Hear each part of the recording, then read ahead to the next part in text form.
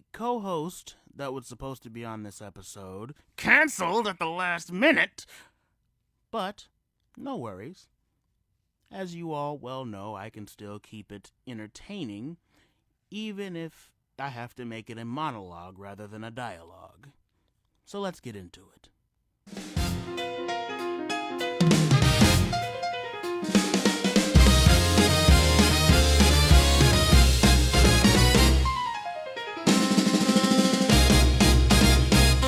Well, hey there, Indy, turn your dial. Dapper Don's here to make you smile with a co-host sharp and riff so true. We've got the laughs, the rants, the view. What's going on? Oh, what's the word? Indy's the city where we'll be heard. From Monument Circle to Broad Ripple on. What's going on with Dapper Don?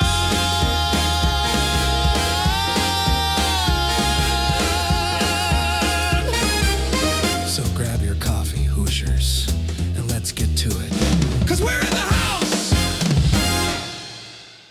What's going on? It's Dapper Don, and I'm excited to welcome you all back. Comedy. The art of making people laugh. This ever-changing science has been with us since we were sentient. We went from the caveman times of funny drawings, noises, and random violence to more cleverly written slapstick and visual humor, to verbal humor such as stand-up and comedic misunderstandings in movies, and now here we are in 2026, laughing at funny drawings, noises, and random violence. Old habits die hard, I guess. Regardless, the way people have been made to laugh has never been consistent for long, and that kind of piqued my interest. So tonight, I'm looking at how comedy in certain areas has evolved over time and trying to figure out if we're well past the golden age or if there's hope yet. And there was going to be a co-host joining me on this episode, so if I slip up and use the discussion points rather than the talking points for this episode, please forgive me. But we will make this a good one. So, firstly, I guess I should go into what makes me so passionate about comedy in the first place. I have always been passionate about the art of making people laugh. How clever you can be. How powerful humor can be as a mechanism for change and holding a mirror up to society and saying, wow, that's ridiculous. Or, wow, this is stupid. Or, wow, this trope really needs to die out. Humor itself is what inspires change in humor. Because eventually you get to points where you're making jokes about certain joke formats, and that causes a change too. Comedy is just so interesting. It's like an amorphous blob that constantly changes with whoever's molding it. And I think the movie that most impacted my comedic taste was these the stuff I said we'd go over this episode, which was like, the Naked Gun films. And I'd say a comedian that I most relate to as far as comedy is Bernie Mac. Because Bernie Mac knows how to just tell you a story. He knows how to weave a narrative and talk about everyday things in such a fashion that there's no way that you could get tired of him telling a story just simply because of the way he tells it. And that's what I try to be. I try to be like that. I try to be interesting in that way. So yeah, but let's get into it here. So we're talking about, first, the Naked Gun films, both of the 1988 and the 2025 reboot. And for those of you who don't know the plot of these films, my show is not a summary show. But because I'm a nice guy, I'll give you a brief overview. A dim-witted police chief named Frank Drebin, who debuted in another movie, Police Academy, goes on a hunt to foil the assassination of Queen Elizabeth II by a guy using a hypnotic device that turns people into murderous, ravenous animals. This series of movies changed the comedy landscape of film as it was known back then, so if you haven't seen it, go watch it and come right back here. As for the rest of you, I'll be proceeding as if you know all you need to know. So the thing that stood out about the 1988 film's style of humor to me was that Frank Drebin's character is played completely straight. There's a few little quips and stuff that are put into his dialogue, but for the most part, he's played completely straight. And usually the jokes come from either A, his complete disregard for those around him, such as scenes of him hitting people with cars or things, or like slamming their fingers into things or stuff like that. Another place where the humor comes from is the fact that there are ridiculous things that happen around him. But his dialogue never changes from its serious Columbo-like turn. Or, I'm sorry. Serious Columbo-like phrasing, right? He's still going to be that gruff, grizzled detective with just with a twist this time. So, yeah, it's more about what goes on around Frank Drebin than about what Frank Drebin is saying or doing. That's something you should note with the original movie's humor. And this is a commonality throughout the director David, or is it David? Yeah, it's David Zucker. Throughout his other films like Police Academy and Airplane, this is a commonality throughout it. Is that Leslie Nielsen's characters usually play completely straight, and it's stuff that's happening around him that's funny and has to be clever. Otherwise, you won't pay attention. And I believe this changed cinema because you had to be very creative with your set pieces. Like, there's a scene where Frank Drebin in Naked Gun 33 and a third is walking through a jail yard. And he's talking completely serious, having this serious conversation, and there are these guys in the background doing what people in a jail yard do. And then, he's walking, and then suddenly in the background, you see guys playing on swing sets like they're children. That's the type of humor that we're looking at, and you had to be very creative with your set pieces in order to even come up with something like that. And I believe that this changed cinema because it inspired more creativity. It inspired more clever, more snarky writing, and it kind of brought a new angle to a parody, because the 1988 version of Naked Gun was supposed to be a parody of Columbo-style investigative detective movies with the grizzled detective who seems to remain grizzled and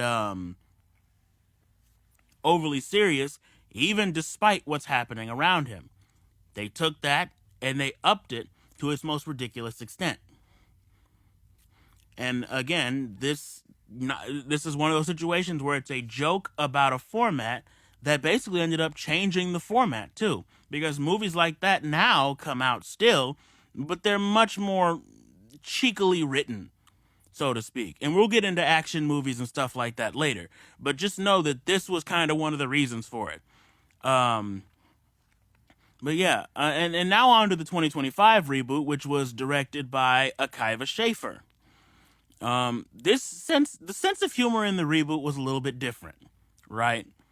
This reboot was directed not by somebody who saw these things and wanted to parody them, by somebody who unironically makes action movies.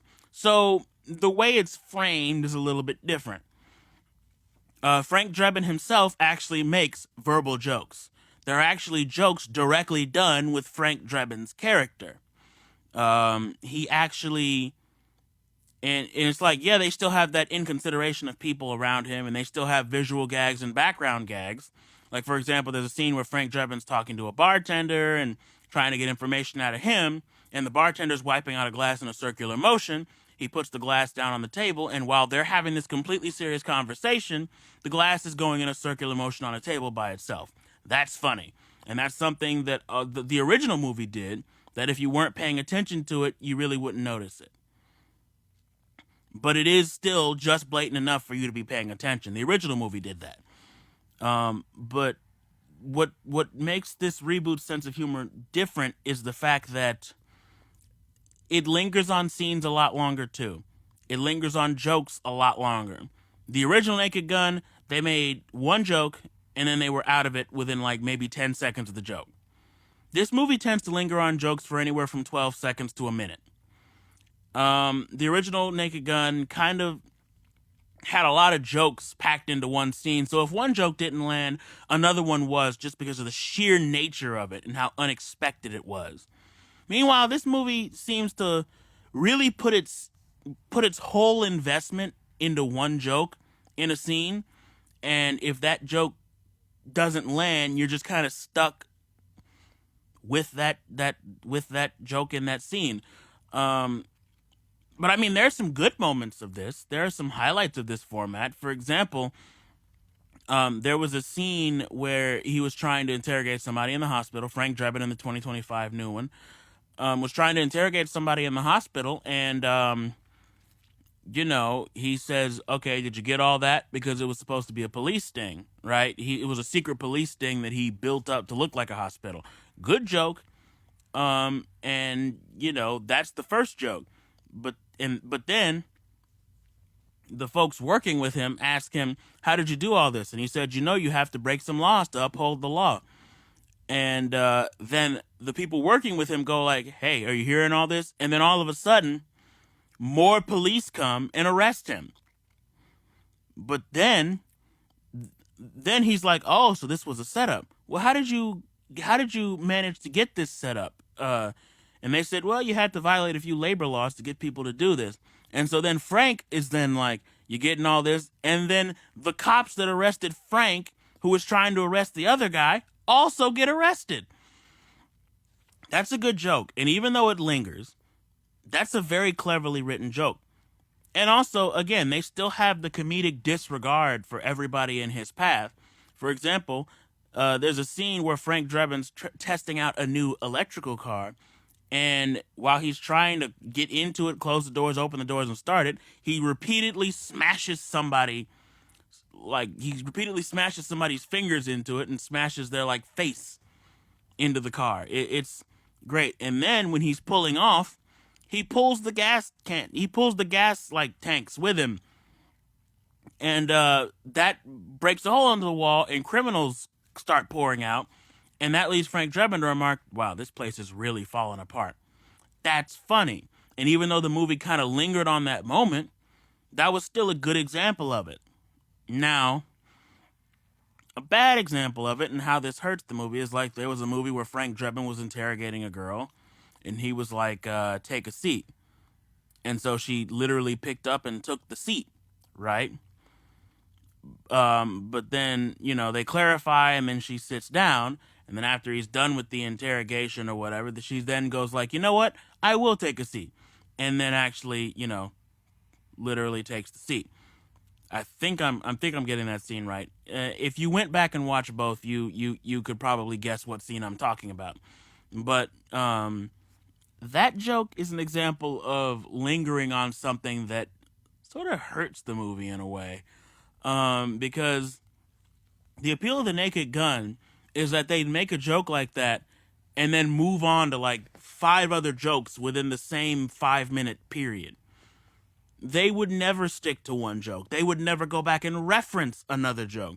The appeal of the movie was that it would make these jokes and then just move on as if nothing happened. Because Frank Drebin's character was played completely straight. So he wasn't going to notice all this comedic randomness around him. In this movie, Liam Neeson kind of takes a little bit more of a notice of the comedic randomness and even adds to it himself on purpose. Plus, there's, it just lingers a little bit.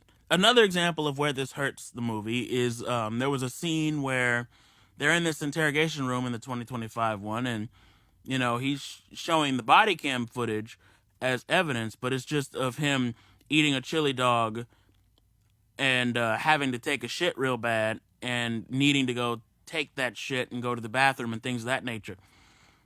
And it just kind of lingers on that. It lingers on him eating the chili dog, having to use the restroom, going and shooting in the air to get people to move so he can get into the restroom. And then it kind of lingers on him doing it again.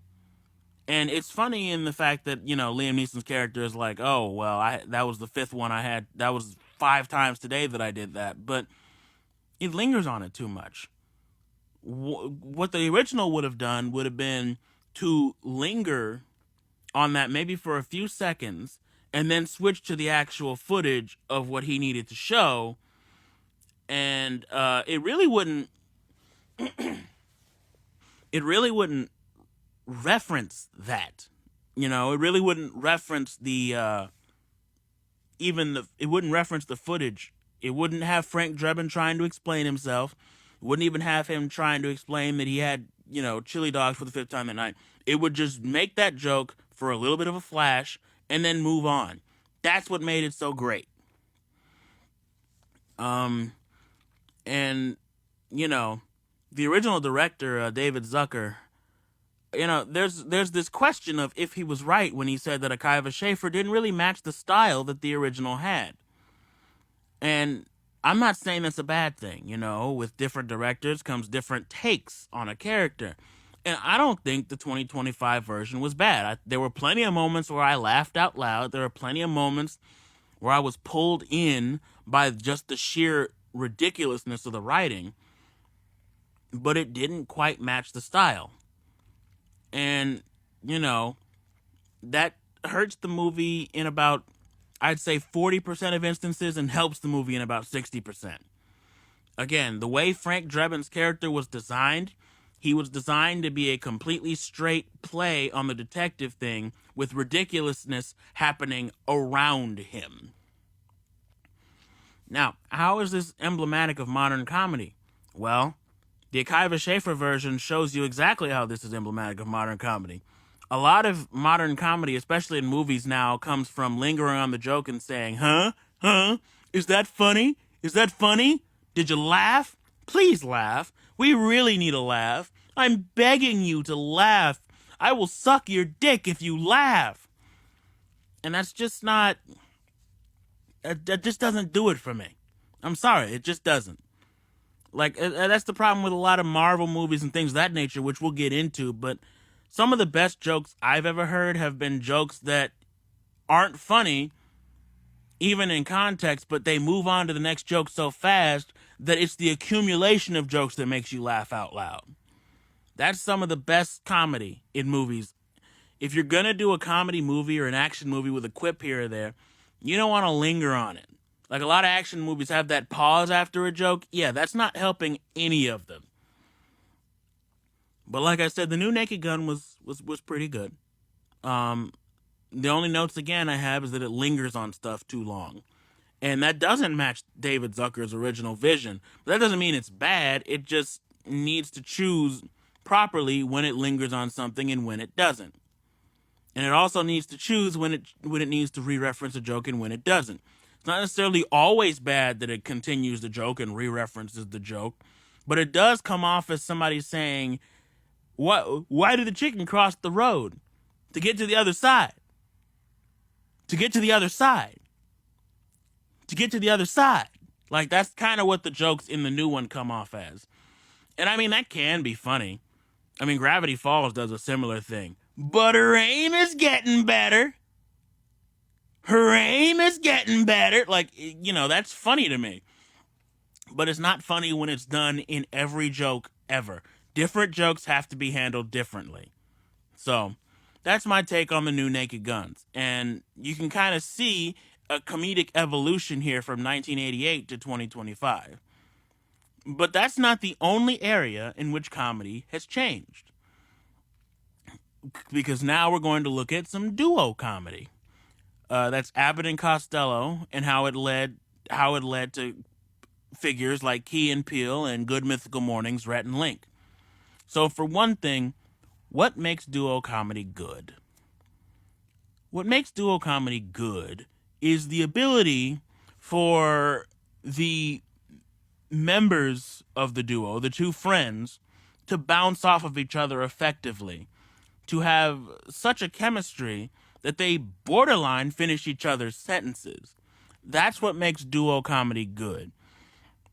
And see, writing is clever when it emphasizes this dynamic by creating this fast-moving dialogue between them as though they're just bantering as friends. And Abbott and Costello's brand of humor in particular was very punny, very, very cleverly written. I mean, Who's On First is a great example. That bit would not work if it wasn't Abbott and Costello doing it, as evidenced by the fact that cartoons for decades after were trying to do it, and the only one that even approached that level of funny was the Animaniacs when they had the two squirrels do it. That was the only one that even approached it. Other than that, it was just kind of like bleh. It was just kind of meh, because the joke had already been done by people who already had enough chemistry to work it. And Abbott and Costello, they were able to play off of each other because Abbott was like the suave, kind of straight man, and Costello was like the neurotic little funny fat man. And they were able to play off of each other. They were able to play off of that. So, and who's on first, Costello's like, I'm asking you who's on first. And Abbott's like, well, I'm telling you. And blah, blah, blah, blah, blah. And it kind of goes from there with Abbott completely playing this straight. Completely, he's like, for him, it's just relaying information. For Costello, it's pure neurotic confusion. That's funny. That's it, and it shows their chemistry because it feels like a genuine conversation that somebody would have and have a misunderstanding of. And I think that this absolutely revolutionized duo comedy and created what we see today because dynamics like Key and Peele bounce off each other. Now, granted, they usually alternate between straight man and comic relief. One moment Keegan Michael Keyes is, the next moment Jordan Peele is. They usually alternate, but in general, in their shorts, they usually bounce off of each other pretty well. My favorite example of a short where they're both kind of comic relief is the Terry's on the plane. We gon' Drax, Ham, Sklounced. That's a good example of them taking each other and putting each other on the next level by basically yes-anding each other. And if you haven't seen that sketch, these two crazy guys try to stop terrorists on a plane. It's a whole thing. Go and watch it and come back. But though you can see those two consistently adding to each other's insanity and hyping each other up to make this a good performance. Another example is there's a example of Keegan and Jordan are in a car, and Jordan has this mixtape that he wants to put on of music, but he accidentally puts in a mixtape of his experiments, quote unquote, of his human condition. And what makes that joke work is not only how ridiculous Jordan Peele's descriptions end up. Again, if you haven't seen that one, go watch it and come right back here. It's not just the ridiculousness of that. It's Keegan's reactions to it, where he goes from disgusted to intrigued to please don't take that out. Please don't touch it. I have to hear this. And it just evolves from there. And again, that's what makes duo comedy work. A lot of times, it's either two people hyping each other up, one being the straight man, one being the comic relief, or them switching. And it just really adds to the dynamic. And Key and Peele have had this comedic dynamic for years now. And they've even been in movies having this comedic dynamic. I forgot that one movie, that one animated movie where they were something in Wild. Yeah, that movie had them also playing like comedic supernatural characters, and they had a good dynamic in that film. So yeah, it just kind of shows you how duo comedy has changed, evolved, grown. And it still, calls back. It's a love letter to Abbott and Costello almost, because you look and you see like, okay, they're switching between roles. One's the comic relief, one's not. Sometimes they're both crazy. Sometimes they're both reacting to things, and they're just bouncing off of each other. And it feels like you're watching two best friends goof around. Another example of a good duo dynamic is Good Mythical Morning's Rhett and Link. They have a great comedic relationship because they're both weird and nerdy and goofy and quirky in their own ways, but oftentimes it'll be one playing the straight man to the other's goofiness. And more often than not, it's usually Link being the goofy one and Rhett playing the straight man to him. And they have some great clips of that. But sometimes you'll have Rhett going into something a little eccentric, a little naturey, or a little rugged, playing up that aspect of his personality on purpose, and Link reacting to it. And they're comedically at their best when they just have this dynamic of like, Link says something, Rhett calls it out. Rhett says something, Link gets back at him. Like when they're always on each other, or when they're both just doing something ridiculous. Like they've been shocked, they've been tased, they've been hit in the nuts. Like whenever they have that dynamic, that's when they're at their best. And when they're at their worst, in my opinion, is when they're, trying to appeal to too wide of an audience by, hold on, give me 1 second. I'm getting okay. Sorry about that. I wish people wouldn't call me during these. What puts them at their worst, in my opinion, is when they're just, when episodes just feel like they're not really doing enough to get at each other. That's when they're at their worst to me. But they rarely have episodes like that. And I can't even remember the last time they had an episode that, to me, wasn't funny. And again, that goes back to Abbott and Costello. That dynamic of, you're doing something goofy, I'm going to call you out. But, yeah, that's just about my thoughts on duo comedy in its evolution. And that just about takes us up to our groove break.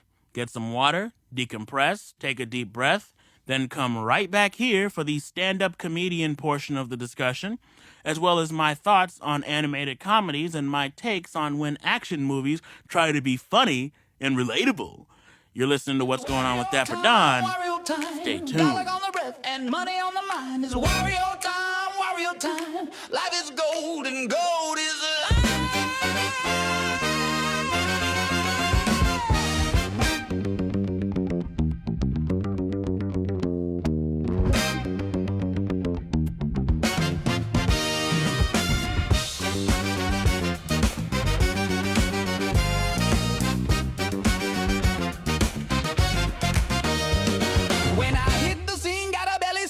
You may think you're king, I steal the jewels out your crown. Smash bros all day, party all night. Cause Wario wears the money right. And Wario sees that money is time. So if I don't get paid, you're in for a fight. So grab that loot and run in boots and a purple dude. Let's make some moves. You'll never know the heights that I'm willing to climb just to get my hands on a nice shiny dime. You just don't know who I'm willing to fold because my soul is drawn to the gold. Wario's here, bring your money bags. Getting funky, that Wario wow. Wario wants, then Wario has. Be it treasure castles or a Mario land. When you see me carting by, just know I'm about that life. A scheme or two to get them coins. If you like getting paid, make some noise. It's Wario. I'm funky, baby. Got smooth moves. Grab gold, go crazy. And root tune. Not unless you pay. And an attitude. That one's for free. You can't beat what Wario wears. Iced out with a funky flair. Yellow means try me if you dare. Word to the wise, the fight won't be fair. With a chomp and a bite, I'll take your life. Then a charge with the right, your jewels are mine. Hit the ground with a stomp, make my foes all flop. And I'll never stop unless the money's right. Stack it high, watch it shine, all the cheese will be mine. It's Wario time.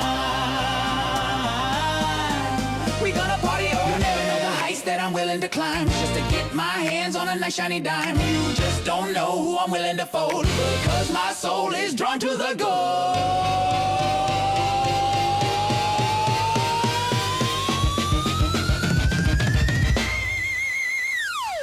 Wario's here, bring your money bags. Getting funky, that Wario wow.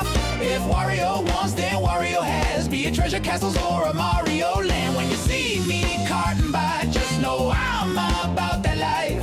A scheme or two to get them coins. If you like getting paid, make some noise. Wario's here, bring your money bags. Getting funky, that Wario wow.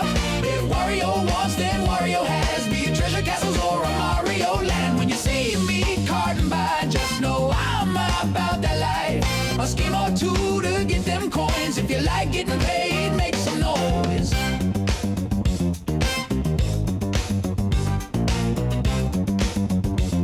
If you like getting paid, make some noise. You're tuned in to What's Going On with Dapper Don. Don't touch that dial.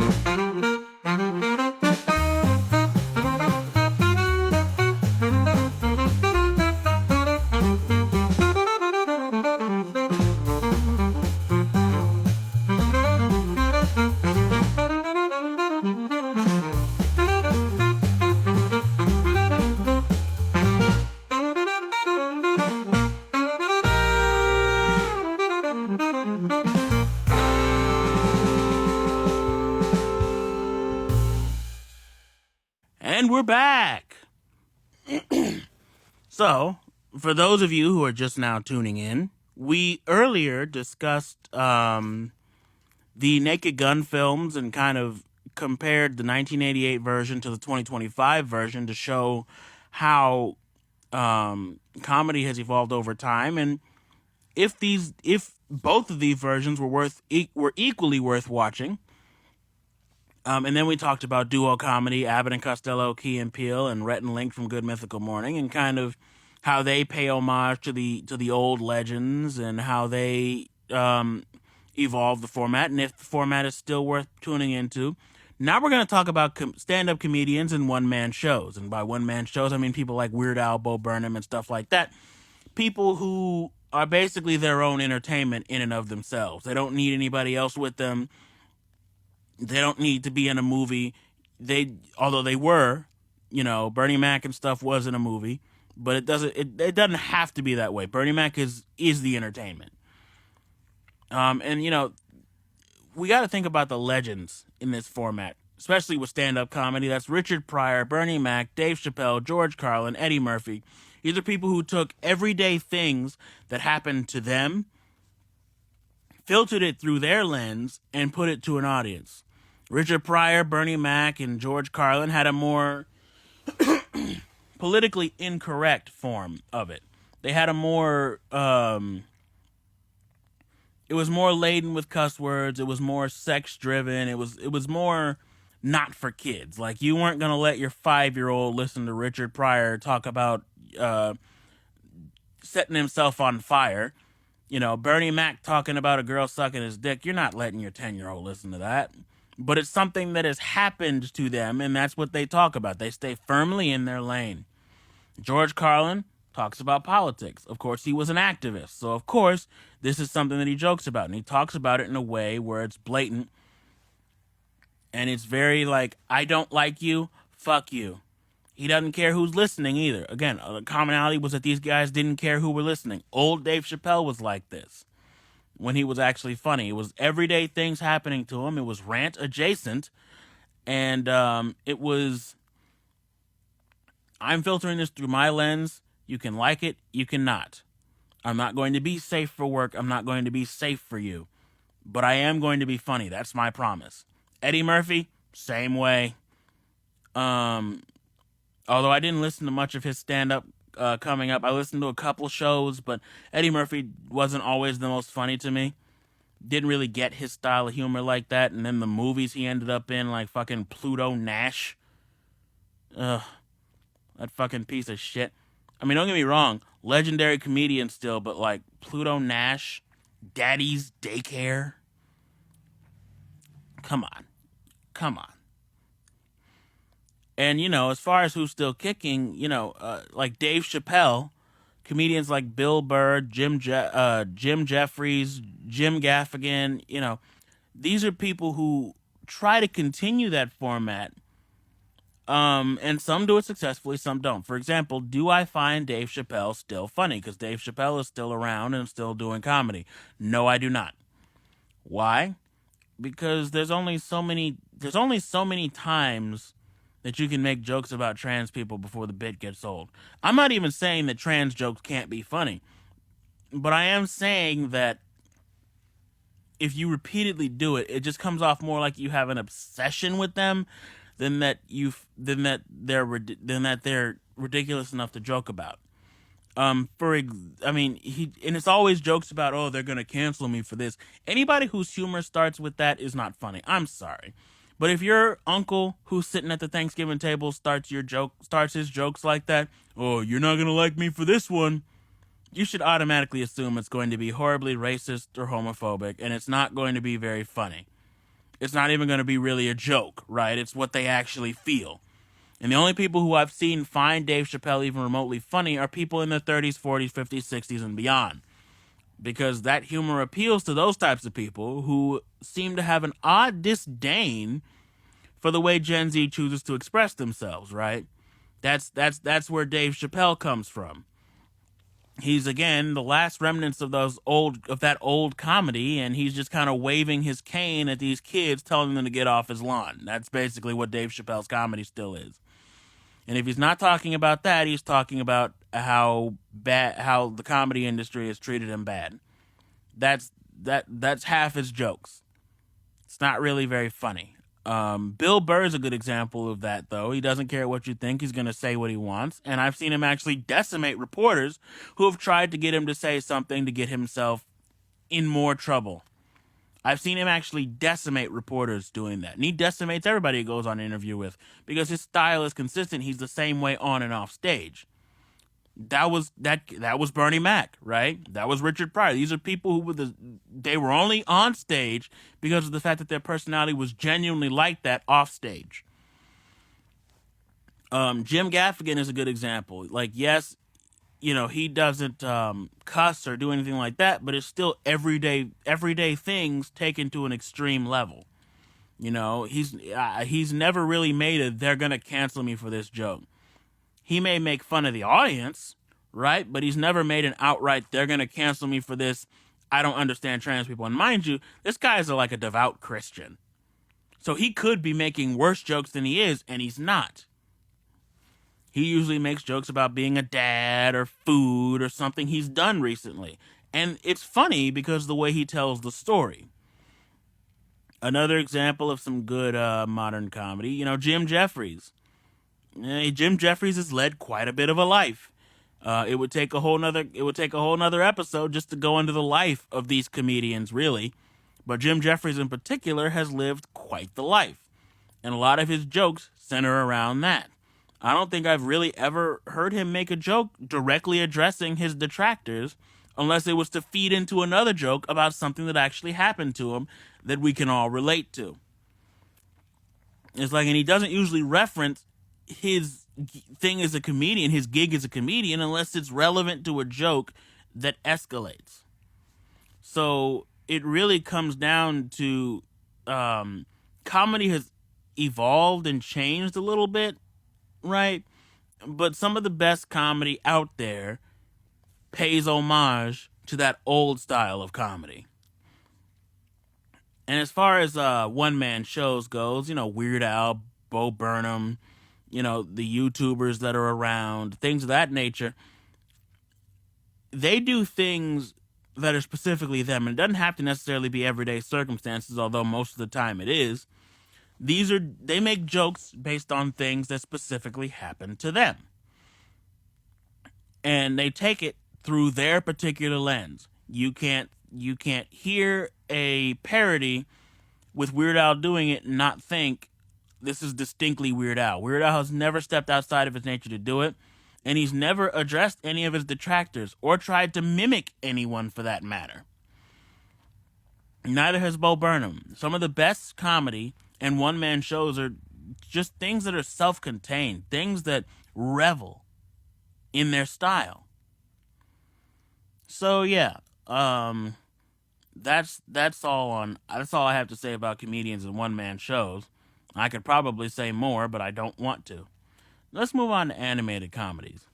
Because, we started with the Looney Tunes and Mickey Mouse and those old classic rubber hose cartoons. Then we slowly evolved, and now we're looking at things like B-Movie, Over the Hedge, Shrek, Mitchell's versus the Machines, all these different types of movies. But what makes these movies work? Well, an example of what might make these movies work is like the Bee Movie, for example. The whole plot of the Bee Movie is that there's a bee that wants to date a human and sue the human world and all this stuff, and there's a man who's currently dating the human that the bee wants to date who's getting constantly cucked by the bee. That is funny. And it doesn't have to reference modern culture or anything like how some of these animated films do in order to be that way. It didn't have to reference the election. It didn't have to reference anything from Twitter. It just had to be itself. So did Over the Hedge. It had snarky dialogue and slapstick. No real references to anything, any current memes. There was an HOA person in there, and that might be a reference to something real, but that was essential to the plot of the movie. And, movies have to be based on something. But, as far as memes or politics or anything like that, no. Because this is an animated film, it's supposed to be an escape from reality, not something that throws it back in your face. Shrek has been a meme for a long time. A very long time.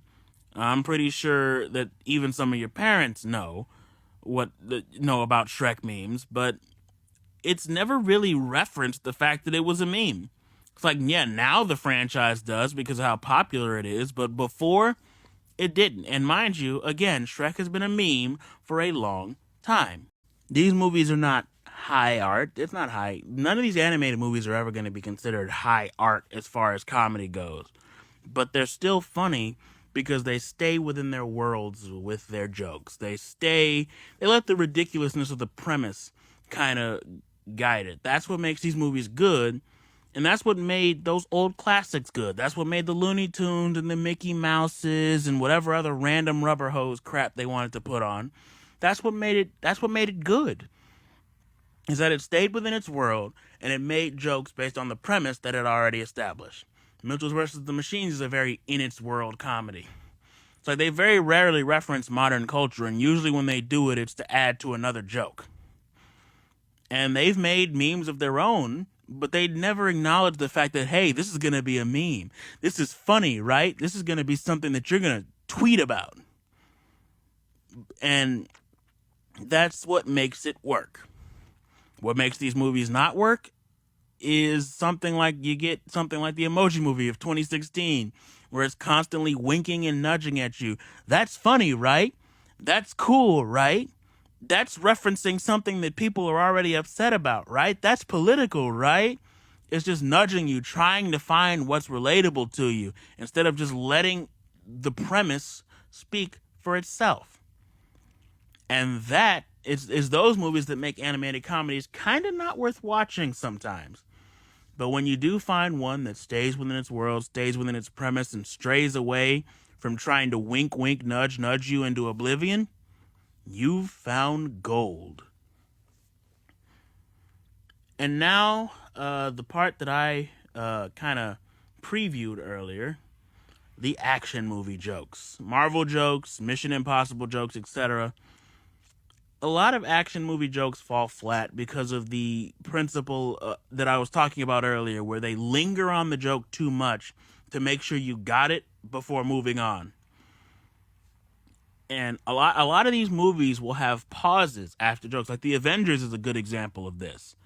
Hey guys, want to get shawarma? And there's like a pause, and then they actually just get it. Which, I mean, I guess could be funny, but to me it's not, because you just don't have. It's supposed to be an action movie. It's supposed to be something where the plot is moving forward because of action, because of them trying to go to defeat a villain. We don't need a pause for you to tell the same joke over and over again, or for you to do a certain joke and try to wink nudge the audience into like, isn't that funny? Isn't that relevant?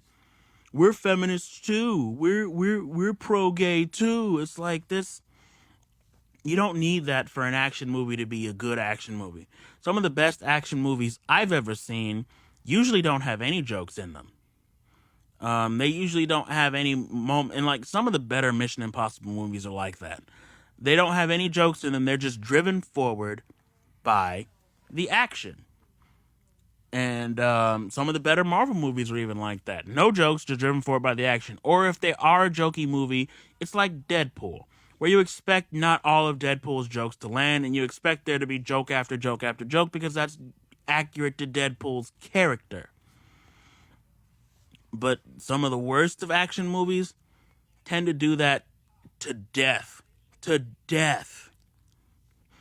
And, that it kind of, there's an evolution there, right? Because before, action movies were primarily not driven by comedy or jokes of any kind. And it was just kind of explosions and things of that nature. You think about your 80s action movie where there was more of a drive to stop the bad guys than there was a drive to make jokes or really give any of the characters personalities. They were just kind of your stock heroes. And then it sort of evolved into trying to give these people more personality and trying to give them snarky remarks and more depth and flavor.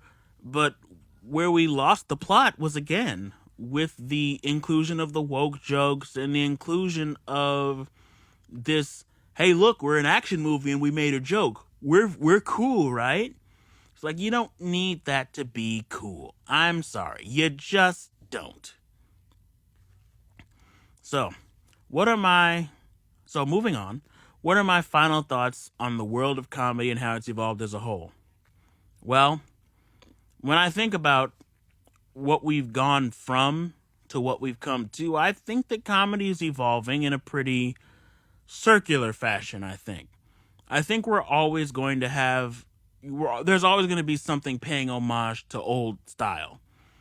There's always going to be something paying homage to the legends of old. And there's always going to be something that's, there's always going to be a part of it that's changing too. And then we're always going to kind of go from a certain format to another format and then circle right back to another format, because what's funny never stays consistent, but it also never leaves a certain range. So I think that when people say comedy is dead, when people say jokes are dead, I personally think that that's bullcrap. I think that if you believe that comedy is dead and that you can't make anyone laugh with anything anymore, you are just not funny. But that's another rant for another time. Anywho, that's all for today's show. If you like this episode, don't forget to like and subscribe. All my socials will be linked in the description, as well as who helped put this wonderful episode together.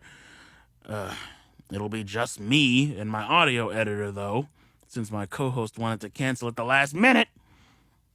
So be sure to follow us everywhere so you don't miss a beat. And tune in next Saturday at 6:30 p.m. for an all-new What's Going On with Dapper Don. You don't want to miss what I have in store. Peace out.